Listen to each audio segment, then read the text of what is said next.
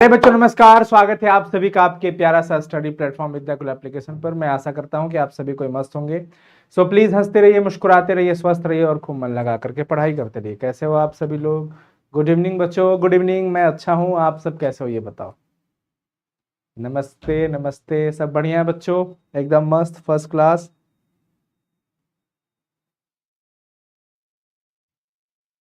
बहुत सुंदर। चलिए ये स्टार्ट करते हैं बच्चों। आज का जो हम लोग का चैप्टर है काव्यखंड का, जिसका नाम है जन जन का चेहरा एक।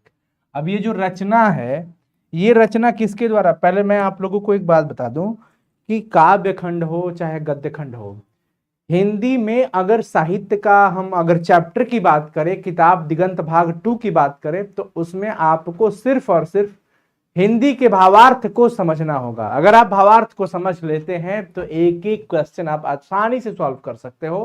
प्रश्न का उत्तर अपने शब्दों में देना पड़ता है। गुड इवनिंग बच्चों, गुड इवनिंग। तो आप लोग को ना हिंदी की लाइन को समझना पड़ेगा, वो कहना क्या चाहता है, भाव का अर्थ क्या निकल के आ रहा है। ठीक है, तो भाव का अर्थ पे फोकस करिए। भाव का अर्थ अगर आप समझ जाते हैं, दो ही चीज है, एक तो कवि का परिचय है, लेखक का परिचय है ये सब, अथवा फिर उसके बाद है लाइन, पूरा अर्थ समझ जाना है।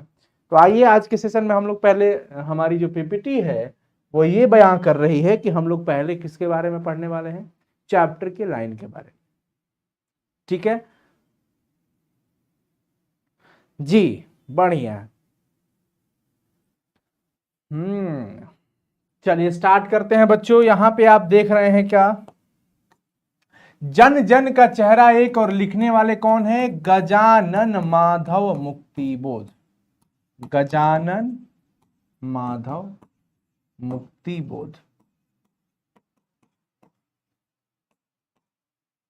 गजानन माधव मुक्तिबोध जी ने लिखा है। क्या हो गया बच्चों?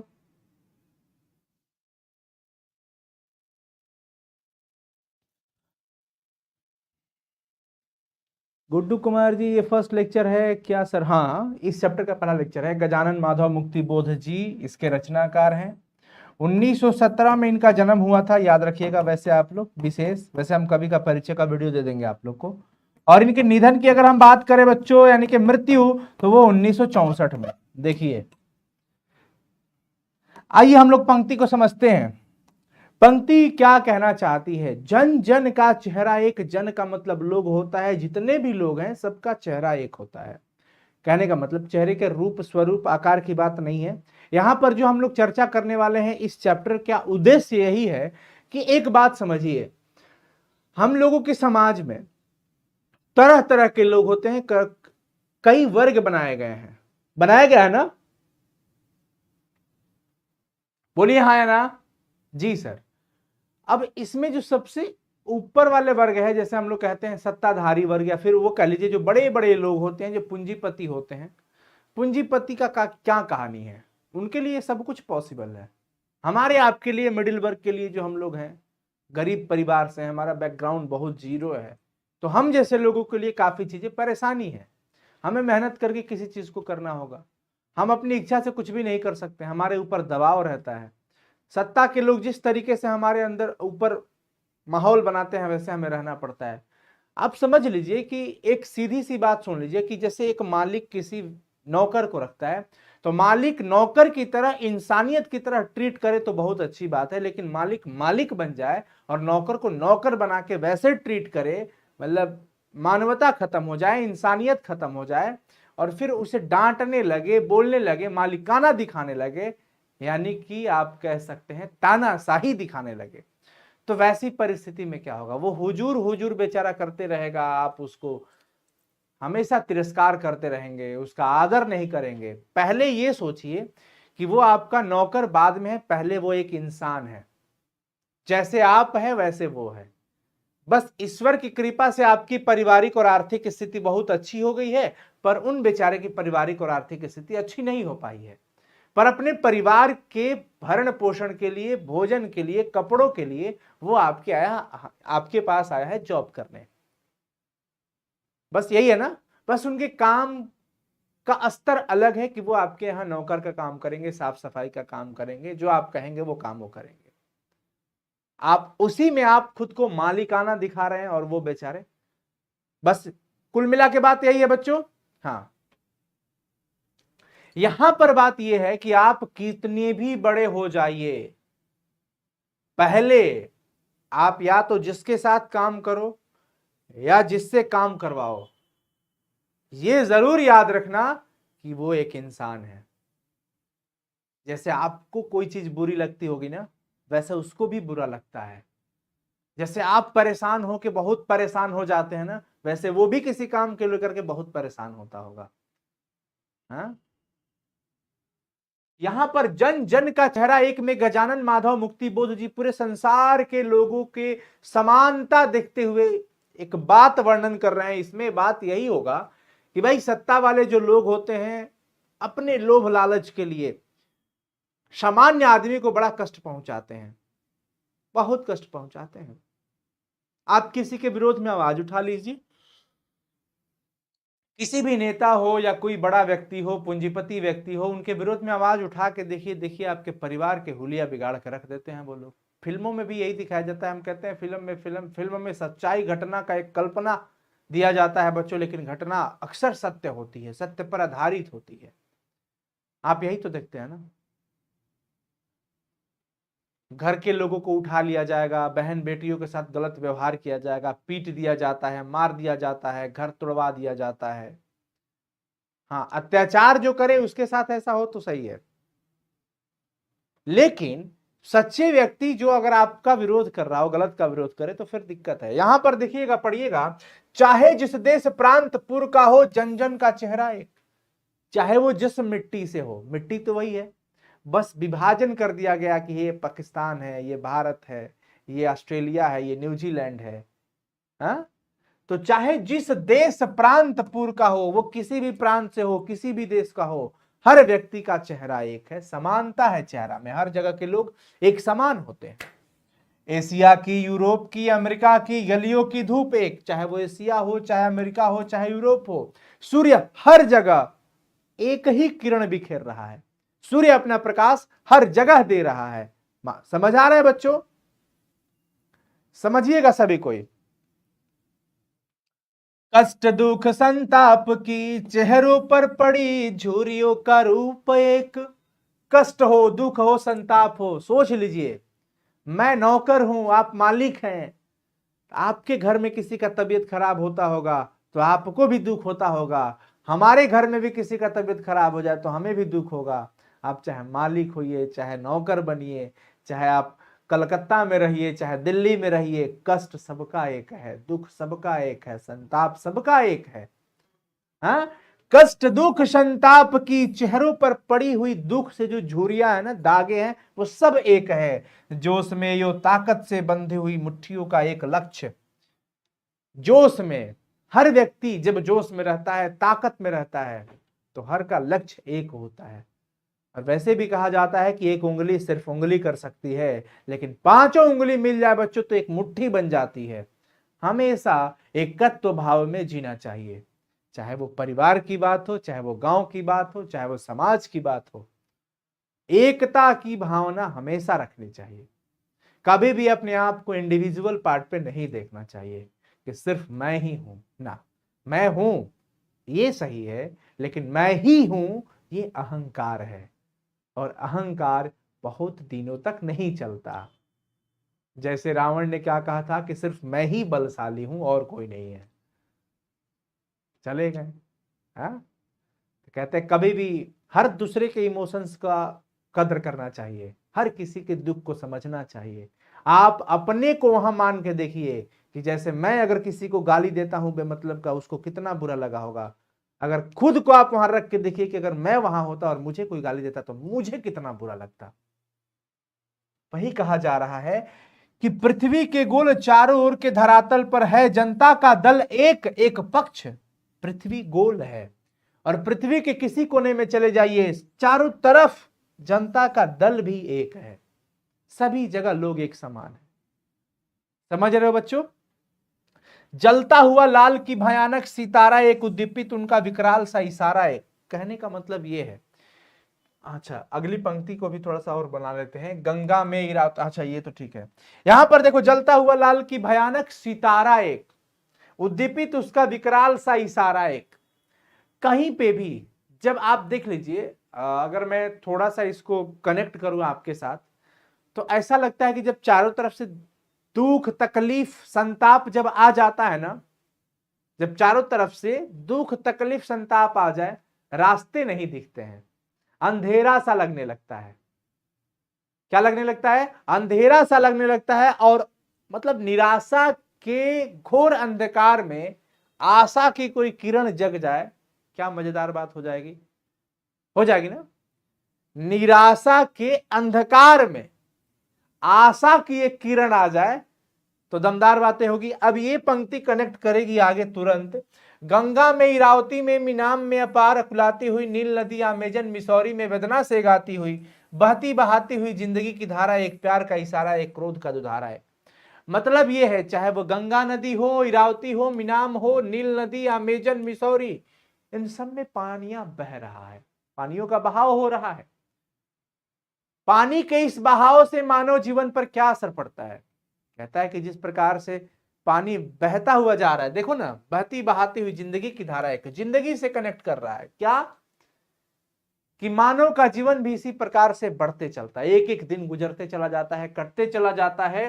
प्यार का इशारा, एक क्रोध का दुधारा, एक नदियों का एक साथ ये जो बहाव है ना धारा का, ये प्यार का भी संकेत देती है, और कभी उफान आ जाए, तूफान आ जाए तो क्रोध भी दिखाती है। उसी प्रकार से व्यक्ति जो होता है बच्चों, वो प्यार का भी प्रतीक हो सकता है और परिस्थिति के हिसाब से क्रोध भी दिखा सकता है। हाँ देखो, बाबा बुलडोजर की जिंदाबाद। सही है, बुलडोजर बाबा तो वो काम करते हैं। हाँ वो सही है, आरोपियों का उजड़वा दो, पहले तो घर बार ही खत्म करो ना, क्योंकि वो दूसरे के घर को खत्म कर रहा है, तो पहले उसका घर खत्म होना चाहिए। इसमें कोई दिक्कत वाली बात नहीं। हाँ हाँ, एकदम। मान लीजिए भाई, मैं आपके घर को तबाही मचा दूं, मैं आपके घर के लोगों को मारूं, पीटूं, बेमतलब का वैसे ही अत्याचार करूं, अपने आप को डॉन बनूं, तो सबसे पहले तो हमारा घर उजड़ना चाहिए। और वो कौन उजाड़ेगा? बाबा जी। चलिए बच्चों, आगे देखते हैं। पृथ्वी का प्रसार अपनी सेनाओं से किए हुए गिरफ्तार, गहरी काली छायाएं पसार कर खड़े हुए शत्रु के काले से पहाड़ पर, काला काला दुर्ग एक, जन शोषक शत्रु एक। मतलब यह है कि इस पृथ्वी पर चारों तरफ अनेकों प्रकार के अत्याचार करने वाले लोग हैं। बात समझ में आई? पंक्ति समझे आप लोग? मैं क्या कहा कि इस पृथ्वी पर सभी तरफ, चारों तरफ पृथ्वी का जितना प्रसार है, उन सब में हर जगह पे अनेकों प्रकार से अत्याचार करने वाले लोग हैं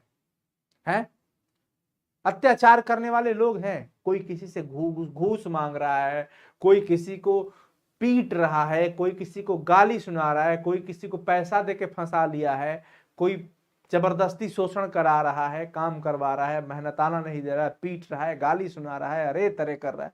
दुनिया भर की चीजें, मैं उसमें से बहुत तुच्छ बातें आपको बताया हूं। ये अत्याचारी लोग की काली छायाएं, इनके काले कारनामे चारों तरफ बिखरे पड़े हैं, और ये अपने काले कारनामे से ऐसा लगता है कि ये किला खड़ा कर लिए हैं गलत कामों का। काला काला दुर्ग एक, जन शोषक शत्रु एक। जनता की शोषण करने वाले, ये जनता के जो दुश्मन है ना, जो उनके शोषण करते हैं, वो सब एक जैसे हैं हर जगह, हर जगह ये सब एक हैं। समझ रहे हो बच्चों? हाँ, आगे देखिए। आशामयी, आ गया ना बात। आशामयी लाल लाल किरणों से अंधकार, चिरता सा मित्र का स्वर्ग एक, जन जन का मित्र एक।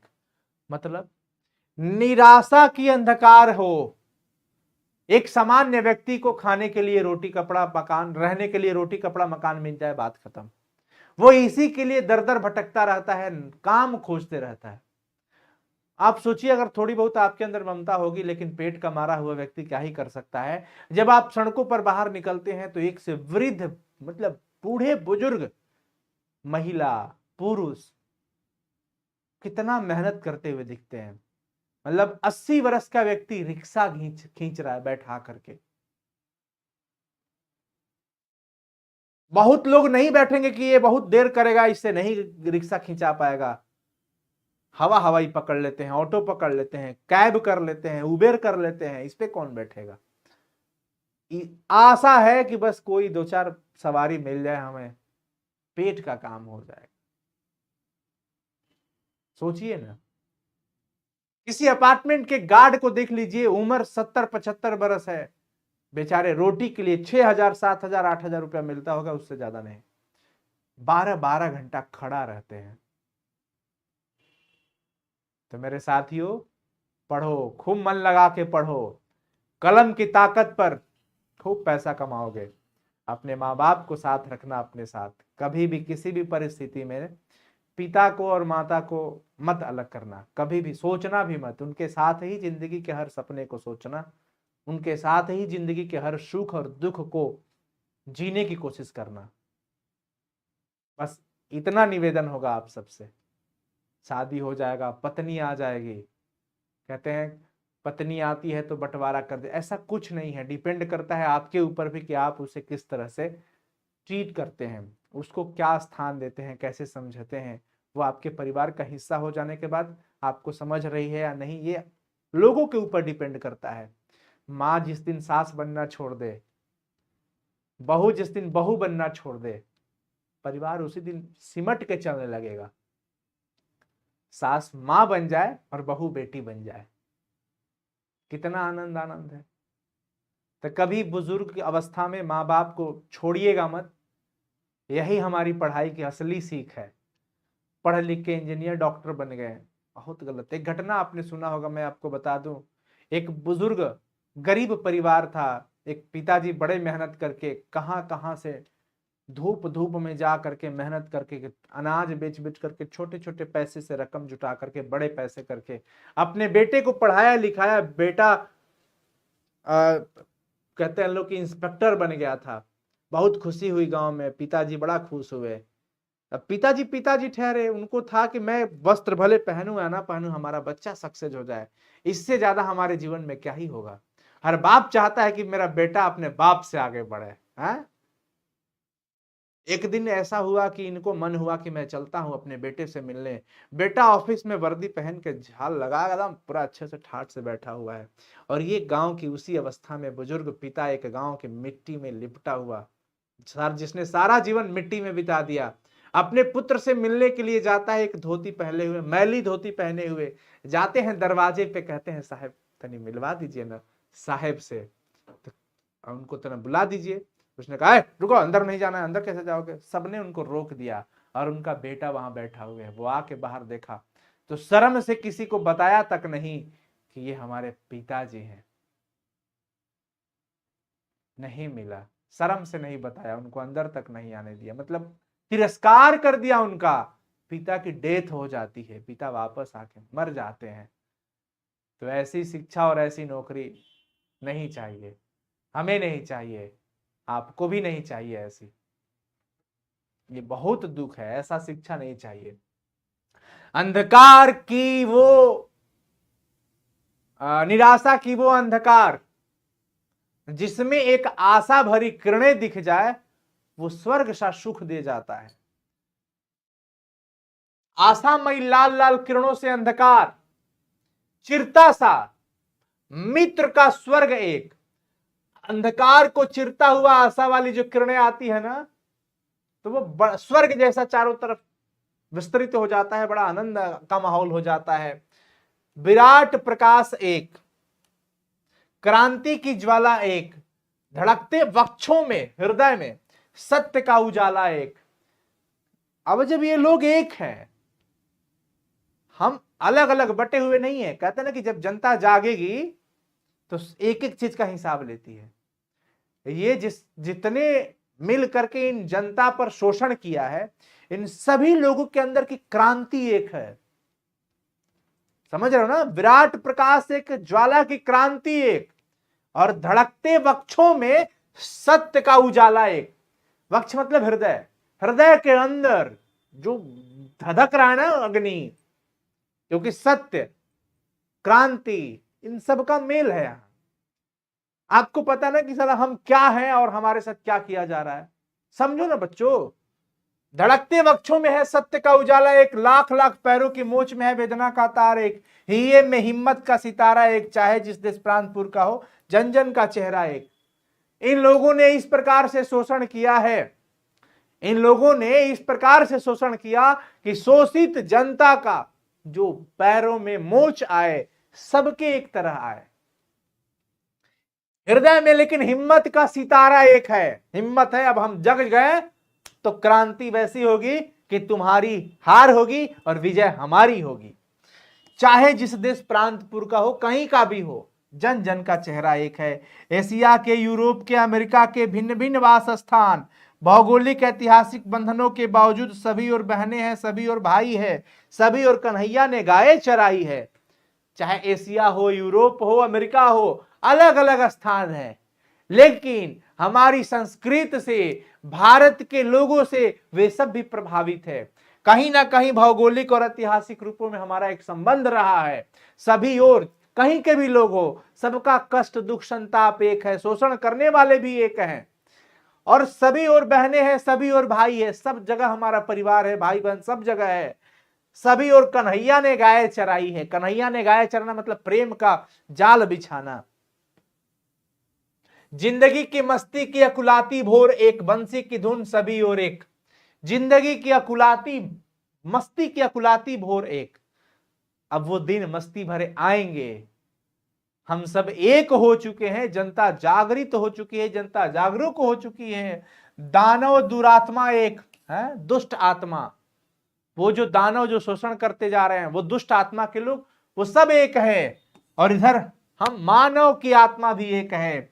शोषक और खूनी और चोर एक, शोषण करने वाले, खून करने वाले, चोर, ये सब एक हैं। जन जन के शीर्ष पर शोषण का खड अति घोर एक, ये सब ने मिलकर के हर जन जन के शीर्ष पर, हर एक व्यक्ति के ऊपर शोषण किया है। अति अति घोर एक, सबने जम के शोषण किया है। दुनिया के हिस्सों में चारों ओर जन जन का युद्ध एक। अब दुनिया के प्रत्येक हिस्सों में जब ये जनता जागेगी और युद्ध की बिगुल बजाएगी तो ये सब जगह एक होगा। मस्तक की महिमा व अंतर की उष्मा, हमारे माथे की चिंता सबको एक है, हमारे हृदय के अंदर लगी हुई ज्वाला भी एक है, से उठती है ज्वाला अति क्रुद्ध एक। संग्राम का घोष एक, अब संग्राम होगा। जीवन का संतोष एक, क्रांति का, निर्माण का, विजय का सहरा एक। हम जीतेंगे, हमारी मुट्ठी एक हो गई है, अब हम जाग चुके हैं। कान खोल के सुन लो शोषकों, शोषण करने वालों, तुम्हारी क्या हाल हो गई। चाहे जिस देश प्रांतपुर का हो, जन जन का चेहरा एक, चाहे वो किसी भी देश का हो, किसी भी प्रांत का हो, हर शोषित वर्ग वाले लोग, सबका दुख, सब कुछ एक है। तो प्यारे बच्चों, चैप्टर खत्म हो गया। मैं आशा करता हूं कि आप सभी लोग जरूर समझे होंगे पंक्ति के अर्थ को, कोई दिक्कत वाली बात नहीं रही होगी। अब इस चैप्टर का क्वेश्चन आंसर और ऑब्जेक्टिव आपको पीडीएफ के रूप में मिल जाएगा। तो अब जब आप अर्थ समझ गए तो मैं आपसे पूछूं कोई भी सवाल इसमें से, तो आप आराम से बता सकते हैं, बिल्कुल नो प्रॉब्लम। चलिए जी, बहुत सुंदर। तो मजा आया पढ़ के, मजा आया पढ़ के? Yes, very good. चलो मिलते हैं फिर बच्चों कल की क्लासेस में। All the very best. खूब हंसते रहो, मुस्कुराते रहो, स्वस्थ रहो, मस्त रहो, बिंदास रहो। और मेरे भैया और मेरी प्यारी दीदी लोग, मैं आप लोगों से यही अनुरोध करूंगा कि जीवन में संस्कार हमेशा बनाए रखिएगा। मानव जीवन बड़े भाग्य से मिलता है, और जो चैप्टर ने बहुत कुछ सीख दे दिया है। कभी भी माता पिता और बड़ों के साथ अनादर वाली स्थिति में मत आइएगा। क्रोध को एकदम कंट्रोल में रखिए, नियंत्रण करके रखिए। दिमाग आपको ना चलाए, आप दिमाग को चलाओ, ऐसी स्थिति में आ जाओ।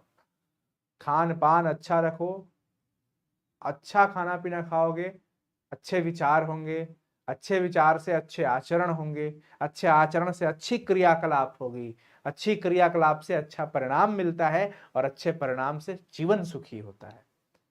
समझ गए जी? All the very best, love you बच्चों, बाय, टेक केयर। फिर मिलेंगे आप सबके साथ।